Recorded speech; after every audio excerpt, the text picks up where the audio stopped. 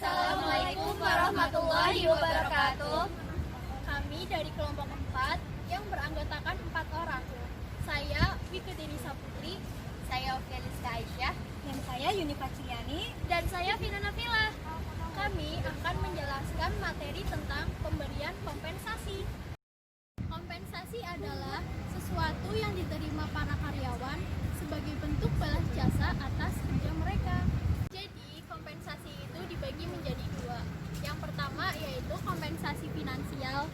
Maksudnya itu kompensasi yang berupa uang, misalnya gaji bulanan dan uang lemburan.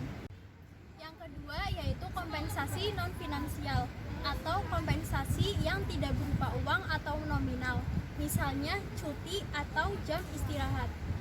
6 tujuan administrasi kompensasi. Yang pertama yaitu memperoleh personalia yang qualified. Jadi maksudnya itu semakin tinggi kompensasi yang diterapkan oleh perusahaan, maka akan semakin menarik pelamar untuk melamar di perusahaan tersebut. Yaitu mempertahankan para karyawan yang ada sekarang. Jadi perusahaan itu harus memberikan kompensasi yang kompetitif sehingga para karyawan merasa betah bekerja di perusahaan tersebut dan tidak keluar dari perusahaan tersebut. Ketiga yaitu menjamin keadilan. Jadi adil di sini tidak harus sama ya. Kompensasi yang diberikan perusahaan kepada karyawan itu dilihat dari apa yang telah dikerjakan oleh karyawan tersebut. Keempat yaitu menghargai perilaku yang diinginkan. Jadi misalnya prestasi kerja yang baik, pengalaman, serta kesetiaan dan perilaku lain dapat dihargai melalui rencana kompensasi yang efektif. Kelima yaitu mengendalikan biaya-biaya. Program kompensasi membantu organisasi untuk mendapatkan SDM pada tingkat biaya yang layak. Keenam yaitu memenuhi peraturan-peraturan legal. Jadi program kompensasi yang baik memenuhi semua peraturan pemerintah yang mengatur kompensasi karyawan. Poin yang kelima adalah tantangan yang mempengaruhi kebijaksanaan kompensasi, yaitu ada 5. Yang pertama, suplai dan permintaan tenaga kerja. Yang kedua, keserikan karyawan. Yang ketiga, produktivitas. Yang keempat, kesediaan untuk membayar. Yang kelima, kemampuan untuk membayar. Yang pertama, suplai dan permintaan tenaga kerja. Saya akan menjelaskan tentang itu. Jenis pekerjaan yang harus dibayar lebih tinggi daripada yang digunakan untuk yang dijadikan nilai relatifnya karena desakan kondisi pasar. Yang kedua, serikat karyawan. Semakin kuat posisi perlindungan karyawan dalam penetapan upah mereka. Yang ketiga, produktivitas. Perusahaan harus memperoleh laba untuk jaga kelangsungan hidup dan tumbuh. Saya akan menjelaskan poin yang keempat, yaitu kesediaan untuk membayar. Manajemen untuk mendorong para karyawan untuk meningkatkan produktivitas mereka agar kompensasi yang lebih tinggi dapat dibayarkan. Poin yang kelima adalah kemampuan untuk membayar. Hal ini dipengaruhi oleh karyawan, produktivitas karyawan yang tercermin dalam biaya tenaga kerja. Keadilan dan kompensasi. Faktor yang mempengaruhi persepsi adalah yaitu dibagi menjadi 2. Yang pertama, keadilan atau konsistensi internal. Yang kedua, keadilan atau konsistensi eksternal. Proses kompensasi adalah suatu jaringan proses yang kompleks yang dimaksud untuk memberikan balas jasa kepada karyawan bagi pelaksanaan pekerjaan atau memotivasi mereka agar mencapai tingkat kerja yang diinginkan.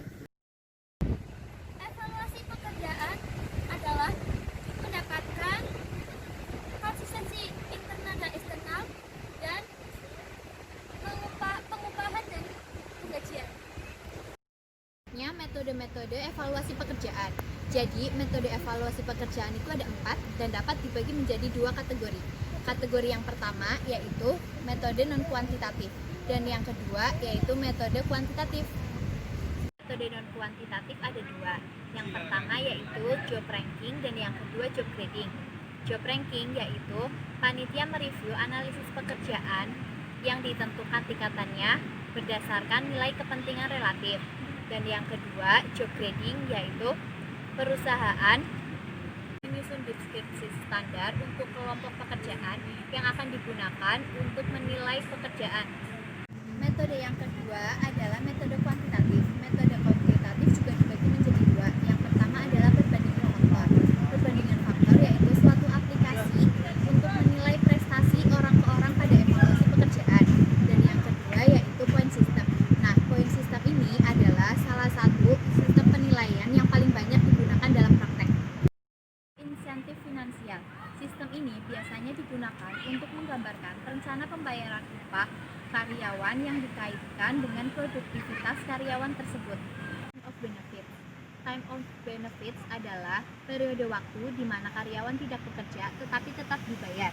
Time of benefits mencakup istirahat on job, hari-hari sakit, liburan dan cuti, serta alasan-alasan lain seperti kehamilan, kematian, dan kecelakaan. Satu perusahaan pasti ada beberapa bentuk perlindungan terhadap bahaya. Nah, bentuk perlindungan terhadap bahaya ini yang perlu diperhatikan adalah asuransi. Nah, ada beberapa program asuransi, yaitu asuransi jiwa, asuransi kesehatan, dan asuransi kecelakaan. Samping itu, asuransi ini memiliki benefit. Benefitnya yang dimaksud adalah untuk menjamin penghasilan karyawan sebelum atau sesudah pensiun. Ada beberapa bentuk benefit dalam pensiun. Yang pertama ada menjamin pembayaran upah dalam jumlah tertentu selama suatu periode. Dan yang kedua ada rancangan-rancangan pensiun. Yang ketiga ada tunjangan hari tua. Yang keempat ada pembentukan koperasi atau yayasan untuk mengelola suatu kredit karyawan. Masyarakat mempunyai kepentingan atas tingkat minimum kondisi dan situasi tempat kerja. Nah, perlindungan terhadap bahaya-bahaya ini dapat mengancam kehidupan, sehingga pemerintah mengeluarkan undang-undang tentang keselamatan kerja. Di dalam undang-undang keselamatan kerja ini terdapat peraturan-peraturan pemerintah yang mencakup pemberian kompensasi terhadap karyawan yang menderita cacat karena kecelakaan di tempat kerja. Yang kedua ada pemberian pesangon terhadap karyawan yang di PHK. Yang ketiga ada pembayaran asuransi tenaga kerja. Yang keempat ada perawatan kesehatan secara periodik. Perusahaan perlu memperhatikan hal ini dengan memberikan kondisi kerja yang aman dan sehat serta bertanggung jawab tinggi terhadap organisasi yang mempunyai tingkat kecelakaan yang tinggi, sehingga perusahaan ini harus membuat program-program keamanan tentang keamanan yang karyawan itu harus dilakukan. Yang pertama ada membuat kondisi kerja yang aman, yaitu dengan menggunakan atau membeli mesin-mesin yang dilengkapi dengan peralatan pengaman. Kemudian mengatur layout pabrik. Kedua, melakukan kegiatan-kegiatan pencegahan dengan melakukan praktek-praktek manusia yang tidak aman. Yang ketiga ini harus melakukan penciptaan keamanan lingkungan kerja dengan sehat untuk karyawan. Sekian penjelasan dari kelompok kami, kurang lebihnya mohon maaf. Wassalamualaikum Warahmatullahi wabarakatuh.